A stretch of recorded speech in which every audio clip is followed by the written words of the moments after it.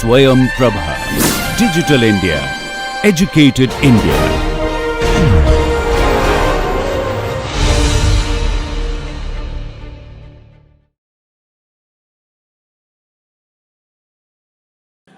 So here is a graphic. Forget about what the y-axis is. The y-axis is some kind of measure of performance, and then we are showing you all the different Atari games here that the DeepMind guys trained on. The important line is this line here, right? That any game to this side, the computer was better than human, and any game to this side, the human was better than the computer. Right? You're still learning. This is back in 2005, right? And the line is here now. So any game to this side of the line, the computer is better. Any game to that side of the line, the human is still better. Ouch. Right? We are fast becoming redundant. Right? At least for playing Atari games. Right? Which I don't think is bad. Yeah? I mean, we can always go back to playing tic-tac-toe. We don't have to play Atari games. So then there was this game called Go. Right? So Go again was considered a very hard problem for humans. In fact, the tagline for Go is a minute to learn, a lifetime to master. The rules are very simple. Okay, but again, it has a really high branching factor, 250 versus 35. And then they built this engine based on reinforcement learning, again DeepMind, that could beat the world champion Lee Sedol 4-1. Okay. The amazing story about this is when they started the match between Lee Sedol and DeepMind, or rather AlphaGo, DeepMind was saying we'll be happy if we don't lose too badly with Lee Sedol. Our ultimate ambition is to win at least one game against him, and so on and so forth, right? And then when the fourth game in the series happened, and Lee Sedol actually won one match for the first time, people are very surprised. My God, how did he manage to win? Right? In the space of 3 games, the expectation had gone from the human being the master to people being surprised at how the human beat AlphaGo. Right? Of course, amazing thing, to his credit, right? Lee Sedol is the last human being to have bet AlphaGo in the game of Go. So after that, it has never lost to a human being. In fact, it's come to the point now that the newer versions of AlphaGo, they don't even test against a human being. They just test against the old versions of AlphaGo. Right? So even the bragging rights of, oh, we beat the world champion is not a big deal for them anymore. Right? Oh, we beat the game that beat the world champion is what seems to be important. Right? So AlphaGo retired from active competition in 2017 after beating the highest ranked human player very convincingly, 5-0. So it retired from active competition, and then of course they had a bunch of other things, more complex strategy games and things like that, and yeah. Now this is the state of the art. AlphaZero is a general AI algorithm, as DeepMind claims it, which I don't believe is the general AI algorithm, but it's a single game, single agent that learns to play many different games like chess and Go and another Japanese game called Shogi, and so on and so forth. And it's again, it trained again by self-play, right? And no human features, unlike Jerry Tesaro, right?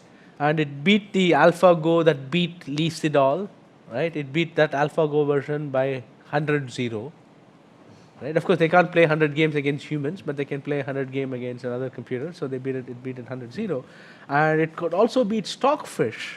Okay, I'll just read Vishwanathan Anand's quote in a minute, and another agent called Elmo, which is the best computer player of Shogi.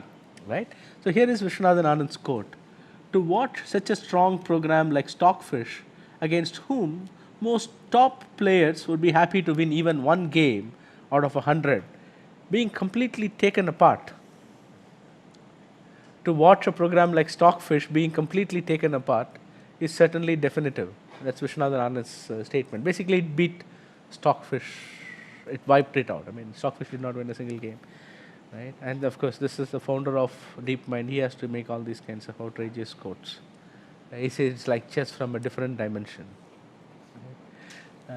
Anyway, so the interesting story about Demis Hassab is he was a child prodigy for playing chess. Right? He became a grandmaster when he was like 14 or something like that. Right? And then he was running his own successful business when he was 17. And Yeah, he's amazing. The guy who founded DeepMind. So you should go read up on Demis, right? So let's get technical. So I hope all of you have bought into it. Now everyone wants to do RL. I promise that's the last non-technical question I ask. You better answer this now.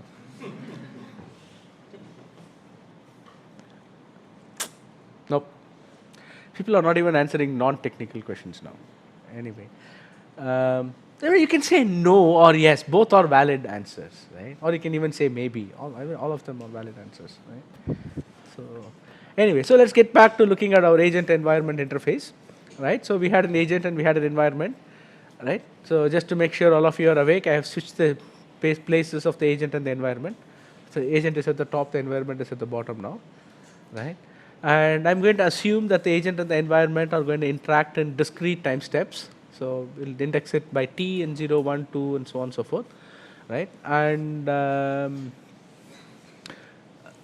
so the agent senses the environment at time st. I don't know why I even bother putting that away. Right, the agent senses the environment at time t. So the state is st. It takes an action at and it applies it to the environment. That causes the state to change. You get state st plus 1, and you also get a reward which we'll call rt plus 1, which is then fed back to the agent.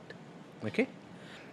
So one way of thinking about this interaction is that it happens in a linear fashion like this. I start at st, I take at, I get rt plus 1, I go to st plus 1 and I take at plus 1 and get rt plus 2 and st plus 2 and so on and so forth, right? So when I say that the agent is interacting with the environment, the interaction proceeds in a sequence of state action pairs like this. So fine, everybody on board with the notation here, right? And so the thing to remember is that when I say t, it doesn't really mean wall clock time. It doesn't mean that, okay, t equal to 1 means 1 second has gone, t equal to 2 means 2 seconds or something like that. It just means that, okay, t equal to 1 means I have taken one action. T equal to 2 means I have taken two actions, things like that. T equal to 0 means I have not taken any action, right? I start with S0, then I do A0, so I go to S1. That means I have taken one action and I have come there, right? So we are measuring time in terms of the number of decisions that you are making, not necessarily in terms of the wall clock time. It's like chess and not worrying about the clock, but worrying about the number of moves you have made so far. Okay, fine. So there might be problems where you have to pay attention to the clock. In such cases, we use a slightly different formulation. Okay, fine. Great. So what are you going to do now? So we are going to get the sequence of rewards, right? So we're going to get RT plus 1, RT plus 2, RT plus 3 and so on and so forth. And I said the goal of the agent is to maximize some notion of long-term performance. So what is it that we exactly want to maximize? Right? So we are going to define something called the return. Okay? So what is the return? The return is the total reward that I am going to get starting from time t and going forward, right? So you can see that the return at time t is going to be RT plus 1 plus RT plus 2 plus all the way up till R capital T, where capital T is when my game ends or when my episode ends. Make sense? Okay, people on board with the definition of return? That's a small catch here. My return is not a fixed quantity, right? It is not that every time I start at time t and I go forward, I am going to get the same return. Even if I am taking the same actions, right, I might not get the same return because there is some amount of noise in the world. We talked about it, right? Your opponent might make a different move, right? So there might be some kind of a pebble in the street, in the road. You might trip your cycle over it. You have not noticed it. So a bunch of different things could happen, right? So there could be some amount of noise in how the rewards are computed. So instead of just saying that I take a sum of the rewards, I'll say I'll take the average of the sum of the rewards.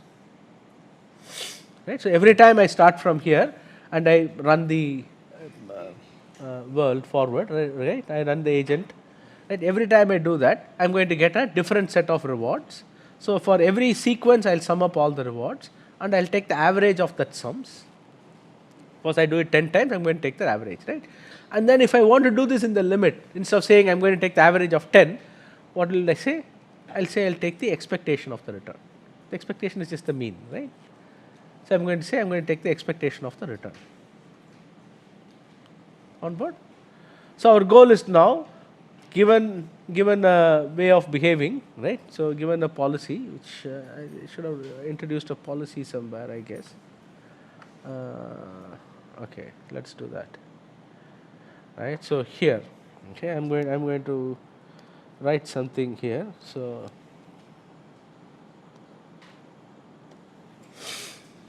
right. So you have you need a way of picking actions, right? When I start from S and I want to take AT, I need a way of picking the action AT. So that way of picking the action we will denote by pi. Okay. So pi is the way of picking the action. So I'm going to say I'm going to have pi of AT given ST. Right. So what it means is, what is the probability given that I am in state ST, what is the probability I will do action AT, right? So we need to keep this as a probability so that we can do the exploration. Right? I'm saying that trial and error is what you need, right? If I say that you will always do only one action given a state, then there is no trial part there.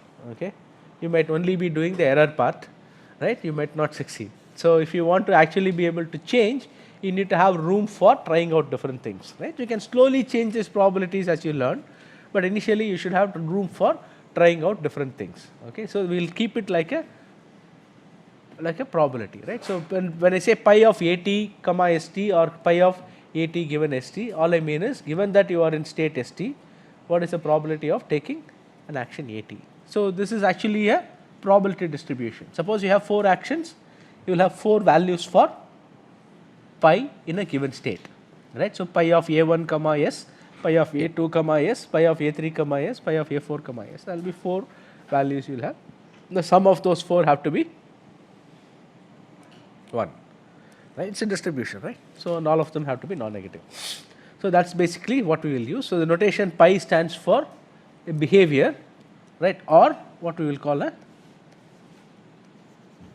policy. Okay, make sense?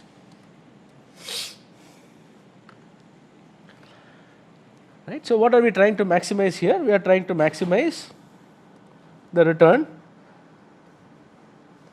Right, we're trying to maximize the return, assuming that you have a fixed policy right now, right? So assuming that you have a policy, right? So I want to find a policy that gives me the maximum return. Yes? I heard one yes. Okay, fine. Okay.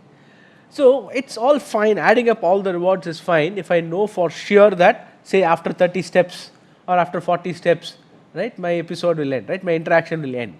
Then I can just keep adding up all the rewards until I reach that capital T. So if I know that my capital T equal to 30 or 40 or whatever, I know that the capital T is a small number, right, I can just add up all the rewards, right?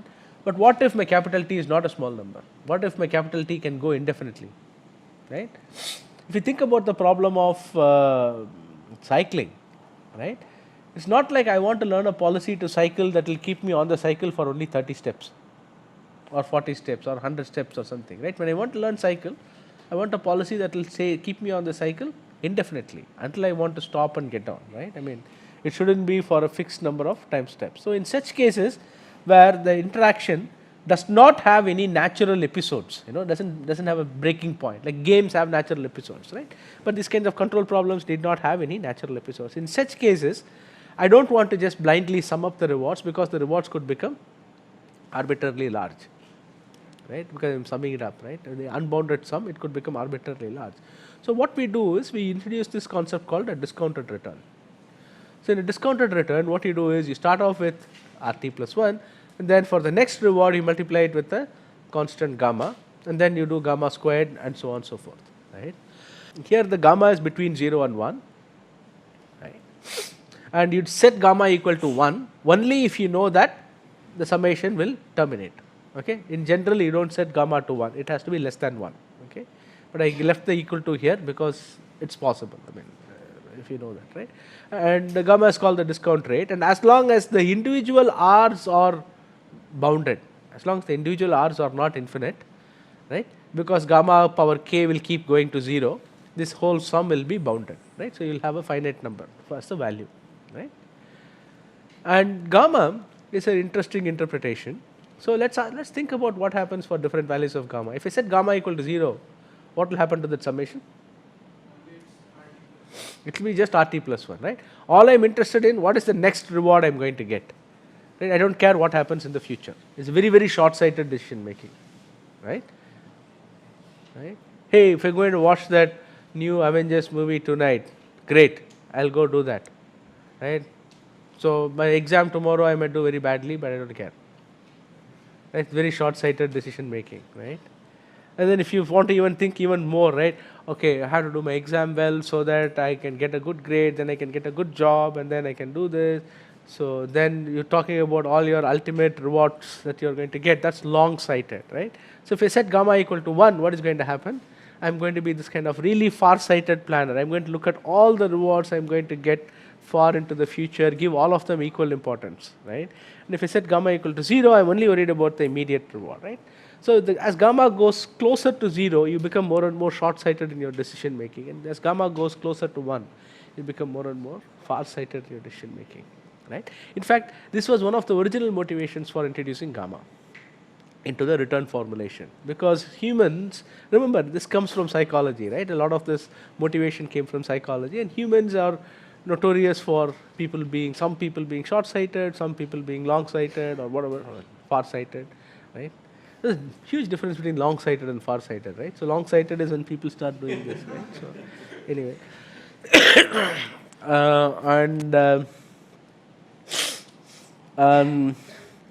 so I mean, it's amazing how humans are are put together, So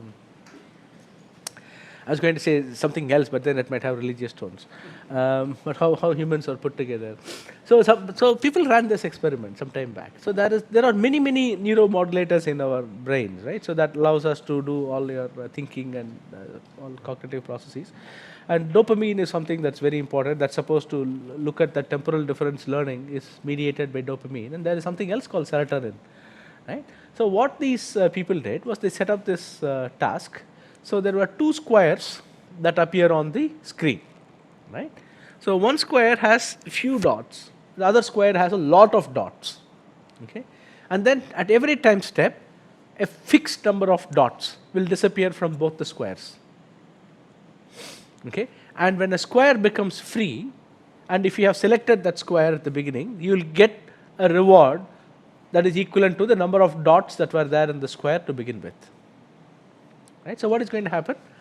The square that has fewer dots will give you a reward quickly, but it will give you a smaller reward because it had fewer dots. So the square that had a lot of dots will give you a larger reward, but it will give you after some time. Right? Not a huge amount of time, but a little while later. Right? So humans were asked to pick one of those 2 squares, and they were not told what is happening. And so they did some experiments. They picked one, they picked the other, and then after a while they figured out what was happening. And all normal humans tended to pick the square with the more dots, right? And then what they did, this is where it becomes X-Files like, then what they did, what is the modern equivalent of X-Files? Most of these kids weren't even born when X-Files started.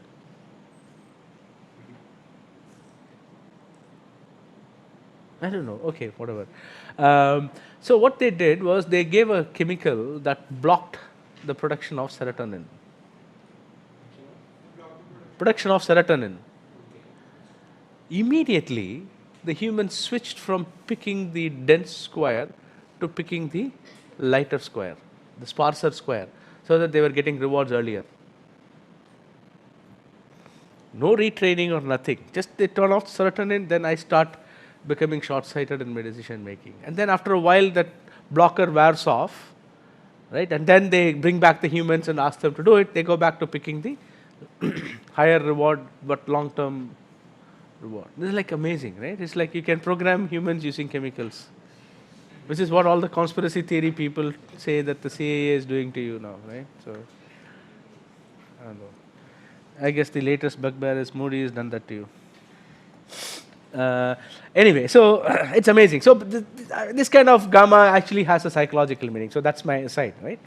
And what should we should go on, right? So what is our goal here? I'll keep the pointer on for a minute. Yeah. So what is our goal here is to maximize the return, right? So let's see. So that is the return, right? Our goal is to maximize the return. So I'm going to introduce a new notation here. I'm going to introduce something called the value function. So what does the value function do? It just is the return, but remember that the return is not a single number because it's actually a variable thing, right? Because there is noise in the world. So I might be picking actions according to the same policy again and again, but I might be getting different returns, right? So I take the expectation of the return, right? So I don't just take a single return. So I run this 100 times. I take the average of all the 100 runs. So that is my value function.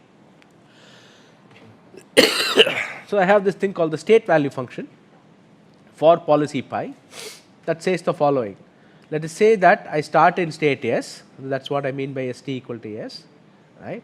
And I take actions according to policy pi. Right? I always take, so when I take 80, then I take 80 plus 1 and then 80 plus 2 and so on and so forth, right? The choice of 80 plus 1, 80 plus 2 and so on and so forth is done according to pi, right? And then what is the expected return I am going to get? That is my value of state S. V pi of S is start in state S, I follow policy pi, generate many returns, take the average of that and assign it to V pi of S. Yes, people are on board. V pi of S is fine. And similarly, I look at something called Q pi of S, comma A. Okay, Q pi of S, comma A. So what we do in Q pi of S, comma A?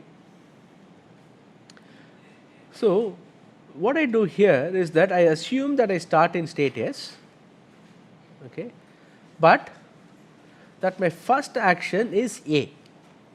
Okay, it's fixed. A is fixed because it's there on the left hand side. My first action is A. So the first action has nothing whatsoever to do with the policy pi, right? So I just pick any arbitrary action A as my first action. This is AT, right? From AT plus 1 onwards, I am going to pick according to pi, right? From AT plus 1 onwards, I am going to pick according to pi, right? Up till that point, I am picking the first action I pick arbitrarily. From AT plus 1 onwards, I am going to pick according to pi, right?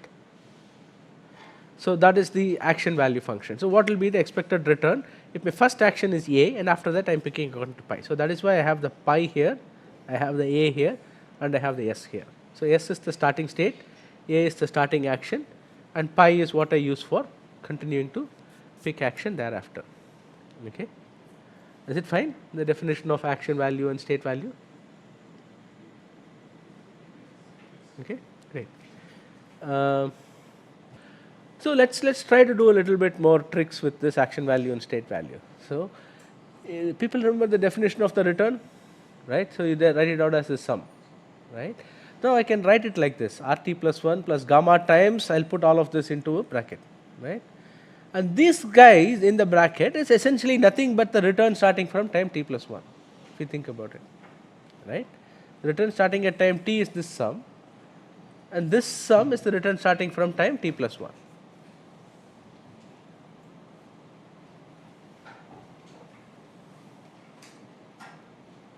Okay. So GT can be written as RT plus 1, which is the reward at t plus 1, plus gamma times G t plus 1. Okay, make sense? Yeah. So now let's go back and look what I am doing with my value function. My value function, as we know, is the expected value of the return. So I can write the GT as RT plus 1 plus gamma times GT plus 1. Right, exactly the same thing. This is essentially the same return that we had, same value function that we had earlier, right? I am writing it as RT plus 1 plus gamma GT plus 1. But what is the expected value of GT plus 1? It's a value function, right? The expected value of the return is the value function. That's what we have been saying from the beginning, right? The expected value of the return is the value function, right? So the expected value of gt plus 1 is going to be the value function of st plus 1, right? So I can write v pi of s as expected value of rt plus 1 plus gamma times v pi of st plus 1. So in the blue box, it is starting v pi of s, v pi of s p, right? Yeah. Where st, s at time t is s. This one should be pi, yeah.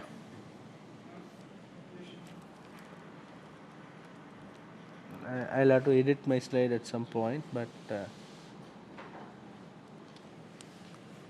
it should be v pi of st plus 1. Okay, but in that, what you have right now, v pi, inside that, there should be some action which is defined now, because st plus 1 is going to be that. St plus 1 is the next state that you are going to see once you have picked an action according to pi at st. So st is yes, right? Now, isn't this as predefined? What is predefined? What we are passing as a parameter is b, etc. Aha, good point.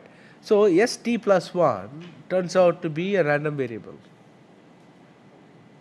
Depending on what action I take at s, and depending on what next state you land up in, right? I told you, you can take the same action in s, but you might go to different next states, right? Because of the stochasticity. Depending on what next state I land up in and what action I take, I will have different values for st plus 1, right? So if I had taken this v pi st plus 1 outside the expectation, then st plus 1 would be a single thing. But since I have left it inside the expectation, that means that I am still treating the st plus 1 also as a random variable. So I will have to do the expectation over all possible values that st plus 1 can take. Yeah. So I didn't want to get too much into detail. I kind of understand that people are having difficulty in grasping probabilities in general. So I thought I'll leave it at the level of the expectation.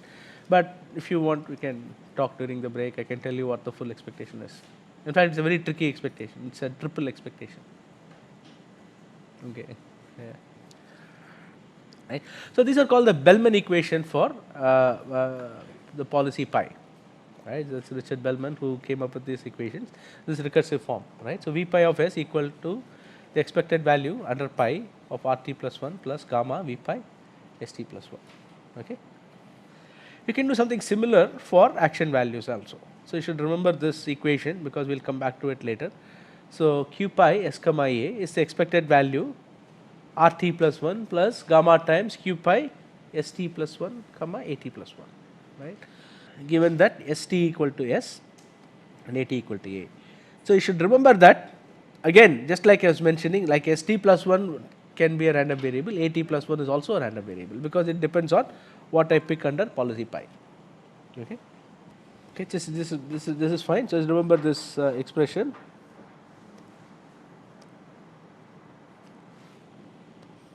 Remember this expression. We'll come back to it later. Okay. Any questions on this? The value functions are very important for you to understand. So what is our goal now? Our goal is to find a policy, we'll call it pi star, such that no other policy has a better value function than pi star, right? So the goal is to learn an optimal policy. So policy is this mapping from states to actions, right? Such that no other policy has a higher long-term reward, right? So that we say that a policy pi is better than a policy pi prime if and only if v pi of s is greater than or equal to v pi prime of s for all s. Okay. And so the claim that we make is that for all MDPs that there is at least one policy, okay, that is better than or equal to all the others. So what does this mean?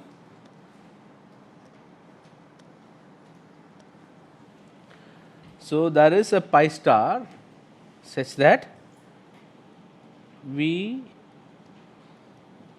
pi star of S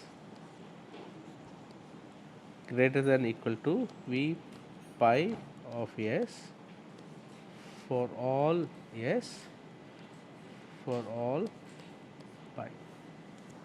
So what does the first expression tell you? That I will say the pi is better than pi prime if and only if V pi of S is better than V pi prime of S for all states.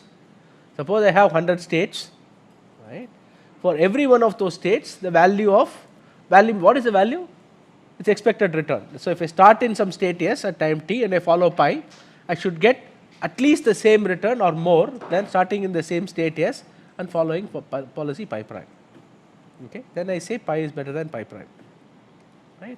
And what I say for an optimal policy pi star is that pi star is better than pi, not only in all the states, but for any pi that I use, it should be the case. In such cases, I say that pi star is an optimal policy. Right? So I am not going to get into the whole thing about proving something is optimal, but and that exists an optimal policy, but they do. Right? So you can look at my videos if you want more formal description of this. Right? And so let's go back and look at why we are learning optimal policies, optimal value functions, right? So here is a simple world, like each cell here is a state, right? So you can think of it as some continuous space in which a robot has to move, that has some desks and chairs and stuff like that. So each of those desk and chair gets modeled as an obstacle, right? And then all the free space that you can move in are modeled as squares here, right? So and each square is a point, is a state here, right? So there are 1, 2, 3, 4, 5, 6, 7, 8. So 8 cross 8. There are 64 states in this world, right? And there are 4 actions. You can go north, south, east, or west, right? And so what else do we need? We need to find out a reward here, right? So what is the reward here? Let us say that for every step I take, I get a reward of -1, right? So what is the optimal way of behaving here? Try to get as few -1s as possible. Oh, okay, I have to tell you, okay. Your goal is to reach the state called G. So once you reach the state called G, your episode ends, right? So you can start anywhere and then your goal is to reach G. So the way to be optimal here is to find a policy to reach G so that you get the least number of -1s, right? So let us look at one example of that. So that is an optimal way of getting to G. That's another optimal way of getting to G. All of these are optimal ways of getting to G. So there is no one optimal policy. In fact, in this world, as long as at every time step you are either moving right or up. Whenever possible, move right. Whenever not possible, move up, let us say, right? So that is what this green policy does, right? So you will eventually end up reaching the goal. So you go up, do that, you will reach the goal, right? And it will be optimal, right? At every time step, you have to make sure that you are reducing the distance to the goal by 1, right? And then you will reach that, right? But let's look at the state. Okay, let's take the state, right? It's nice and easy to do this. From that state which I have marked there, okay, let us say I follow the blue policy and I reach the goal. Okay, so what is the value of that state? The expected reward, right? Expected return. So what is the return from starting from that state where I have marked? So I'll go from here to here, that is a -1, and going from here to here, that's a -1. So if I add up all the rewards, I'm going to get a -2. That is the return, right? Let's start there again and follow the red policy now. What will be the return? -2. Follow the green policy. Okay. Start here, follow the red policy. -8. Okay. And start here and follow this green policy. -8, right? So you could have multiple optimal policies, right? But the optimal value function will be the same, right? So instead of searching for policies, I might search for the optimal value function, so that I'll have a single optimal value function that I'm going to shoot for, and that gives me a good target to aim for, right? Right. So I can search for a policy directly, like I was mentioning, or I can estimate it through a optimal value function. Right. And what is optimal value function?